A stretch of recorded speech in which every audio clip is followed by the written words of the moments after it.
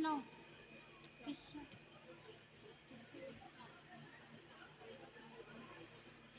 কৃষ্ণ হৰি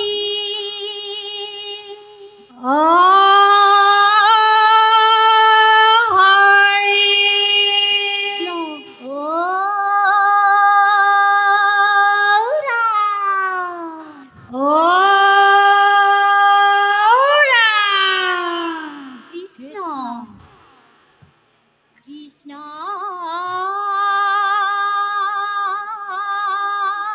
শঙ্কৰ গুৰু হৰি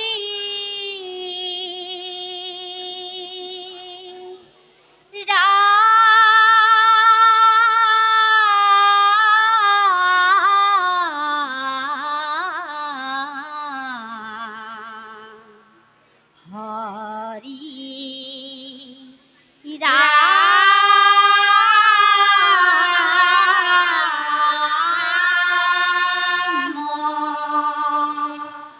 ৰাম ৰাম ৰাম কৃষ্ণ ভকতৰ প্ৰাণধন প্ৰভু নাৰায়ণ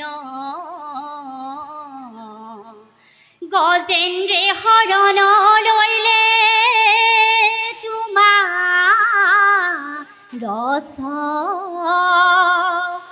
ৰণ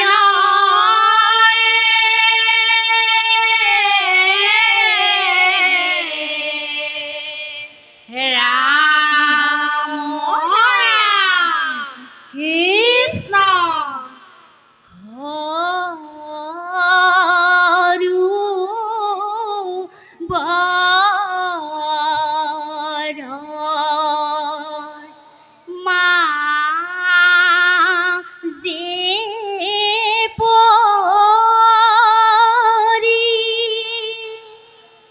কান্দে গজ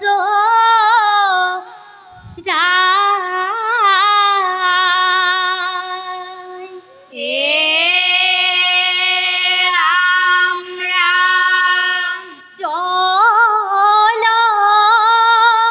গ্ৰাহে ধৰি আছে ৰাখা যদু হৃদয় ৰাম ৰাম হৰু বৰ মাজে পৰি কান্দে গজ ৰাম ৰাম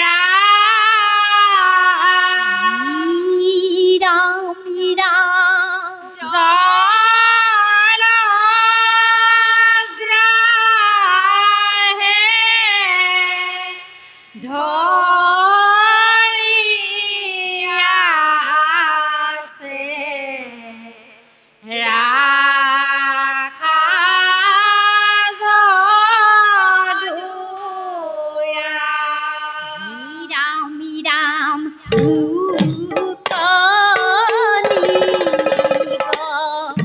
দতি ৰাজা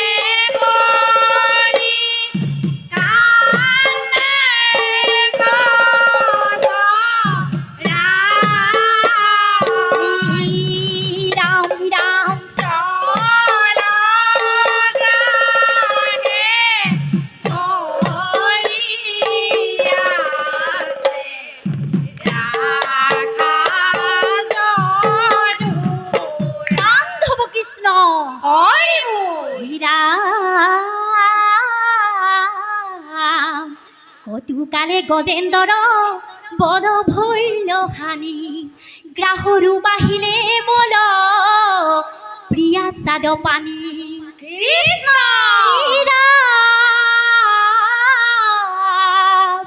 শান্ত ভৈল গজ রাজ যুজিতে ন পারে শিওরে হসিনি হবে বেরি সারি পারে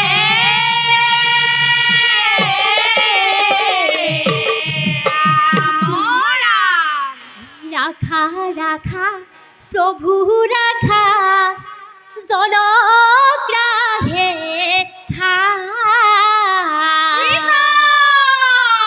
তুমি না রাখিলে মুক রাখু তা যে নাই হে রাম রাম রাখা রাখা প্রভু রাখা জলগ্রাহে খা তুমি না রাখিলে মুক রাখু তা যে নাই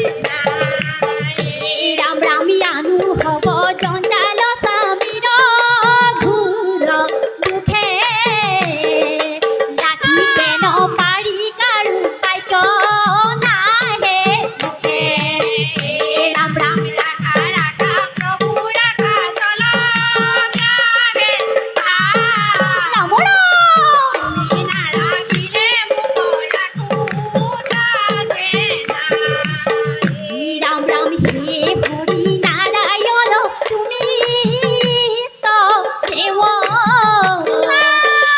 বিনে ভগতর গতি নাই কেউ হে রাম রাম রাখা রাখা প্রভু রাখা জলগ্রাহে খা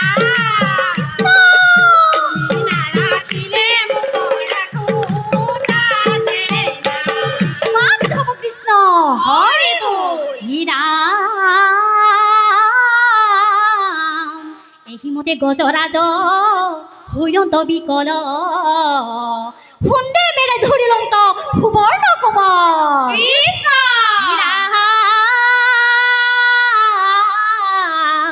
হরিত হরণ লইলে কৰি স্তুতি পানী গজৰাজৰ ভক্তি তুষ্ট হইল চক্ৰ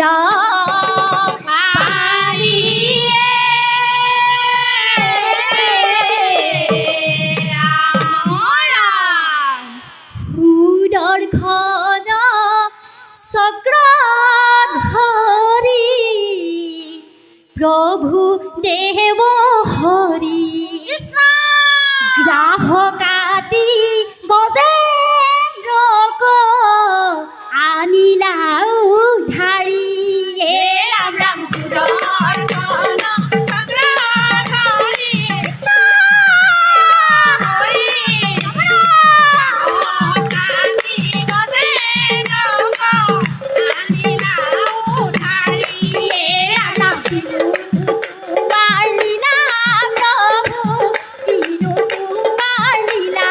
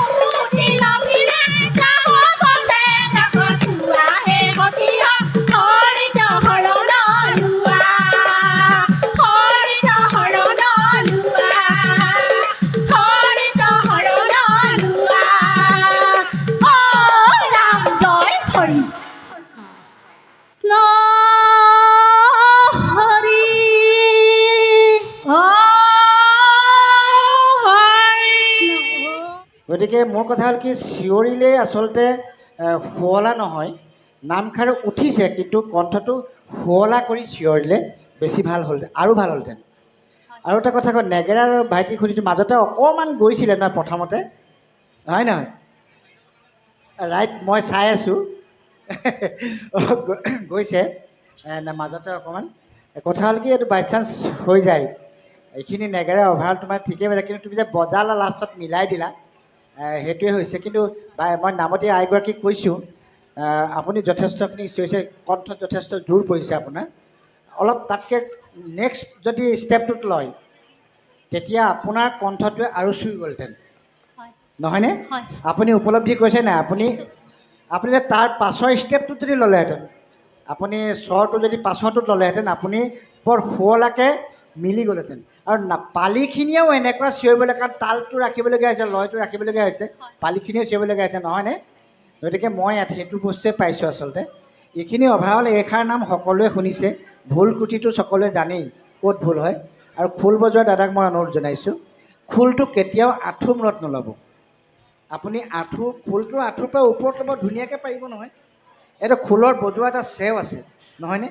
আঁঠুটোৰ আগত, যিহেতু দেৱ বাদ্য নহয়, আমি তাক সেৱা কৰি লৈছোঁ, আপুনি সুন্দৰ নিয়ম কানুনেৰে খোলভাগ লৈছে, কিন্তু আঁঠুটোৰ আগত যদি লয়, দেখিবলৈ অশুৱনি হয়, আৰু আচলতে এইটো হ'বও নালাগে, নহয়নে? এনেও আমি আপোনাৰ মই দুইজনে উপলব্ধি কৰিছোঁ। গতিকে অনাগত দিনত অকণমান জাষ্ট আগলৈ কৰি আগ কৰি ল'লে, এই হাতখনে যিটো পজিশ্যনত আহিব, সেইটো কৰিলে ভাল হ'ব। অভাৰঅল মই আপোনালোকৰ উজ্জ্বল ভৱিষ্যত কামনা কৰিছোঁ। আৰু পাছৰখিনি আমাৰ খনিনদেৱে চাব। মই যিটো পালোঁ, যিটো ক'লোঁ, আপুনি নিশ্চয় উপলব্ধি কৰিছে, নহয়নে? অঁ, গতিকে মই সেইটোকে আপোনালোকক অৱগত কৰিছোঁ। আপোনালোকৰ উজ্জ্বল ভৱিষ্যত মই কামনা কৰিছোঁ। কৃষ্ণ কৃষ্ণ। আমাৰ তৰফৰ পৰা আপোনালোকক আমি সেৱা নিবেদিছোঁ। যিহেতু নাম পৰিৱেশন হৈছে আপোনালোকৰ, নামষাৰ বৰ সুন্দৰ হৈছে মোৰ বাবে, নামৰ উপযোগী হৈছে। খালি কেইটামান কথা আপোনালোকে মনত ৰাখিব লাগিব। আমাৰ বৰুৱাদেৱে কেইটামান দুই এটা কথা কৈছে, সেইকেইটাও আমাৰো সহমত আছে।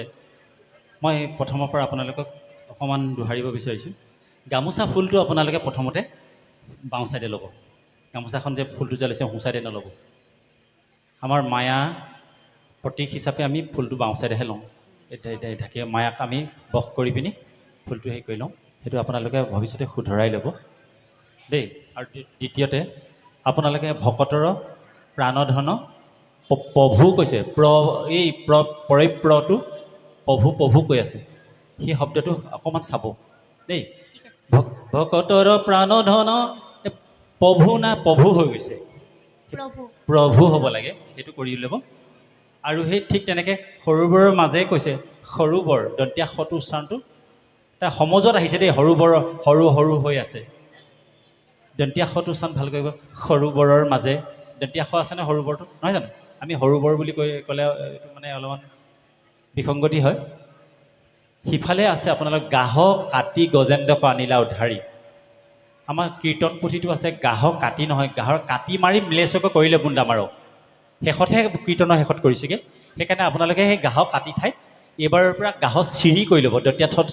গাহ দতীয়া চিকে চি দয় তাত আছে গাহ চিৰি গজেন্দ্ৰক আনিলা উদ্ধাৰি।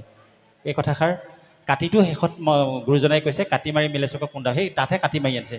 গজেন্দ্ৰ গ্ৰাহ এনেকুৱা নাছিলে, সেইজন এজন শুহু দেৱতা আছিলে। সেইকাৰণে তেওঁ কটা শব্দটো গুৰুজনাই ব্যৱহাৰ কাৰণে চিৰি শব্দটো কৰিছে।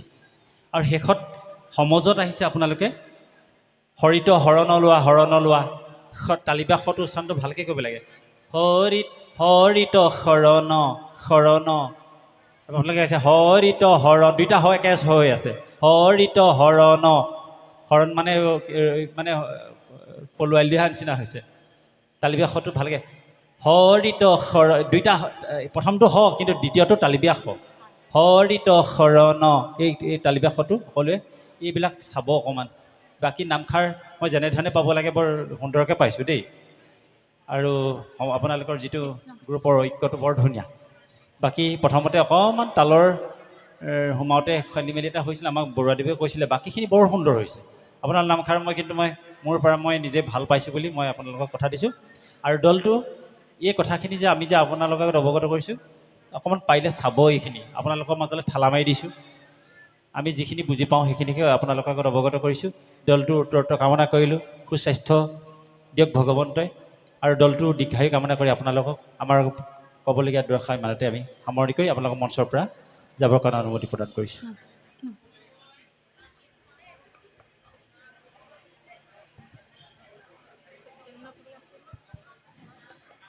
বুঢ়াবাই নামতি দল চাই তেখেতৰ দললৈ আমি কৃতজ্ঞতা জ্ঞাপন কৰিছোঁ